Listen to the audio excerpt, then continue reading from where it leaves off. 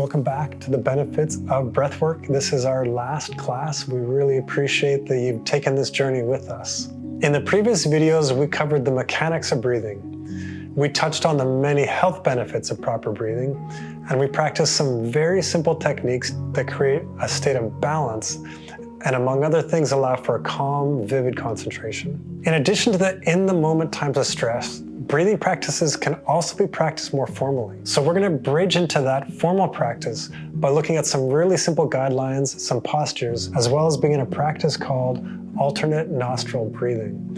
In Sanskrit, that's called Nadi Shodhana.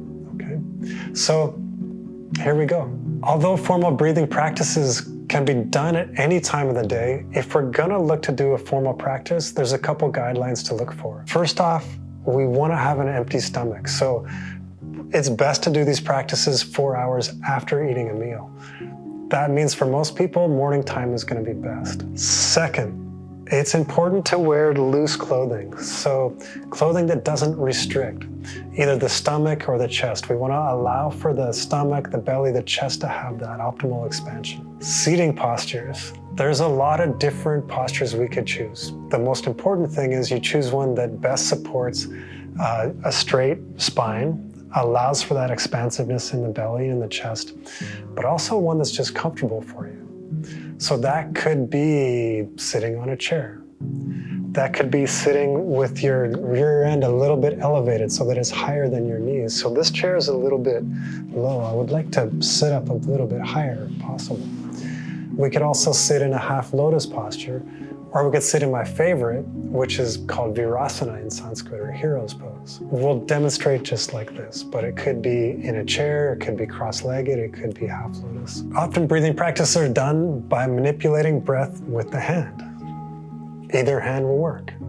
I'm gonna choose my right hand, and what I'm gonna do is I'm gonna support my arm with my left hand. It sounds a little strange, but if we do these practices for 15 or 20 minutes, 10 minutes even, the arm gets tired. So supporting it with the other hand kind of allows us it prevents fatigue.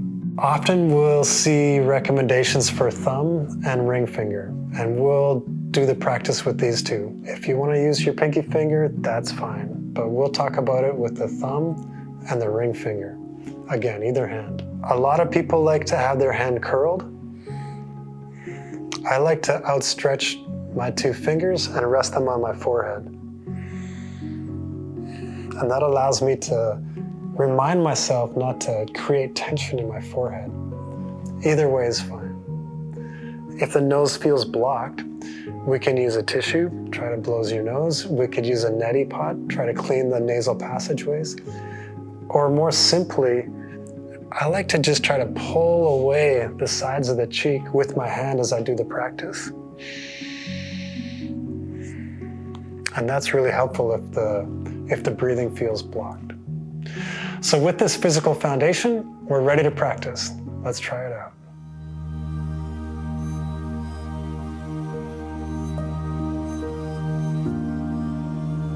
Find a posture that's right for you.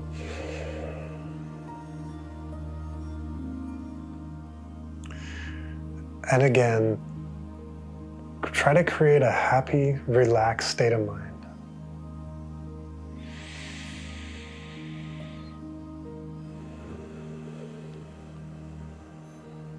Allow that awareness of the breath to bring us present in the present.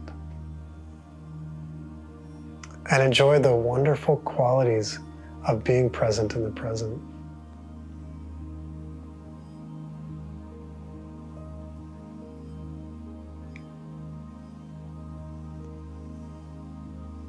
That stress and anxiety just melt away.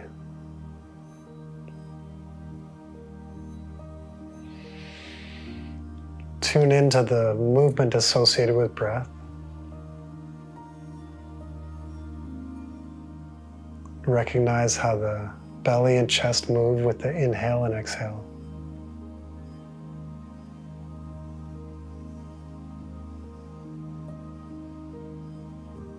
And now make the mind a little more subtle by trying to recognize which nostril is more predominant. Which nostril has more air going through it? For me right now, it's the left.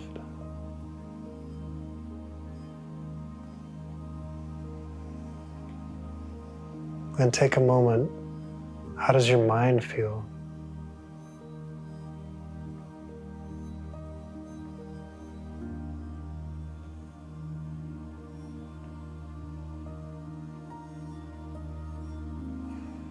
Now, use your right hand, pressing your thumb against the right nostril.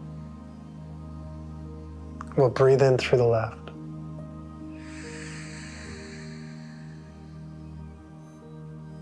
Closing the left nostril, we'll breathe out through the right.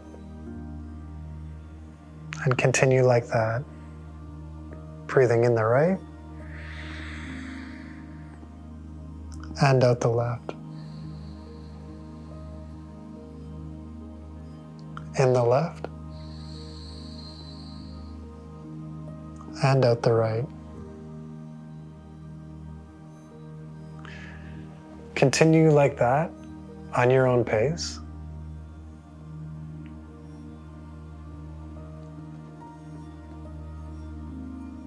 Don't need to force anything. Don't need to add tension. Just relaxed breathing, present in the present.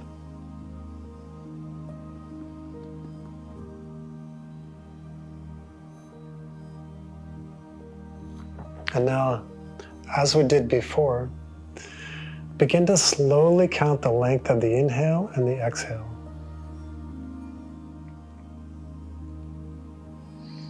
Inhale, 2, 3, 4, and exhale, 2, 3, 4. It doesn't matter how fast or slow you count. It doesn't matter what you get to. Just notice the breath and count duration.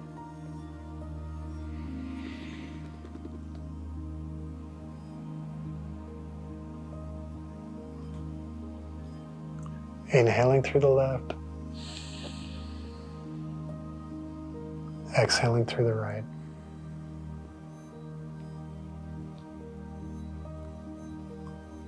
Inhaling through the right.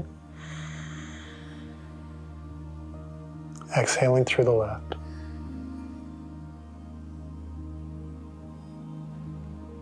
We'll do 3 more rounds.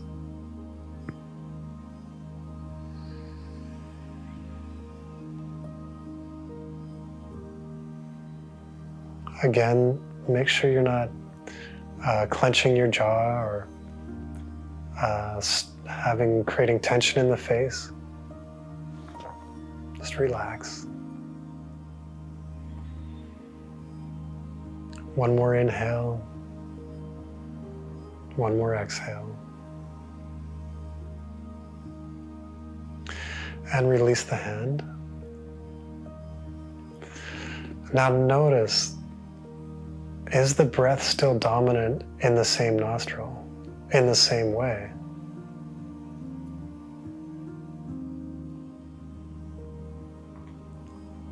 Has anything changed in our breathing?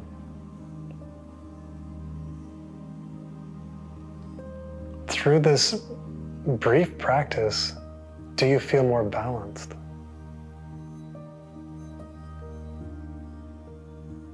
I do. The breath has equalized a little bit through both nostrils.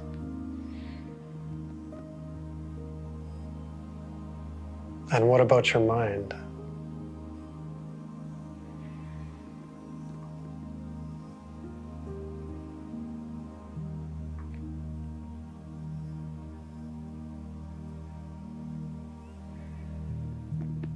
Okay, and now relax. This is the beginning of the journey of pranayama. It's a remarkable practice. It's supported by thousands of years of literature and a lot of modern scientific investigation. So let's do a quick review. In this course, you learned 4 simple techniques, using breath as a method to become present in the present. We learned the physiological sigh, the double inhale, and the extended slow exhale